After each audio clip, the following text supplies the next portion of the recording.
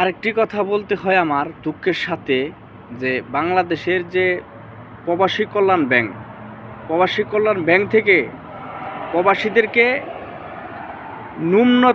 নিম্নতম কোনো সহযোগিতা করা হয় না, কোনো শর্ত সাপেক্ষ ছাড়া কোনো লোন দেওয়া হয় না। তাহলে একটা লোকের যদি ভিসা কপি থাকে, একটা লোকের যদি পাসপোর্ট থাকে, তার আর কিসের প্রয়োজন? আমি তো মনে করি না কোনো কিছুর প্রয়োজন। একটা নাগরিকত্বার পাসপোর্ট কিংবা একটা ভিসা যদি কোনো দেশ থেকে কালেক্ট করে, এটা জেনুইন কিনে সে কি যাইব কিনে এটা দেখে আপনারা তারপরে তাকে আপনারা লোন দেন। তা ভিসা থাকা সত্ত্বেও আপনারা কিন্তু তাকে লোন দেন না।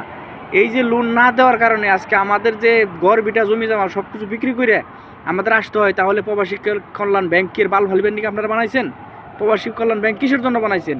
এই যে বাটপার চুর গোবসায় রেখে বড়লোক মানুষের কিস্তি দেন, বড়লোক মানুষের ফয়দা দেন, আজকে গরিব অসহায় মানুষকে কোনো সহযোগিতা করেন না। দরকার নেই প্রবাসী কল্যাণ ব্যাংকের, যদি সহযোগিতা না করেন প্রবাসীদেরকে। কি দরকার?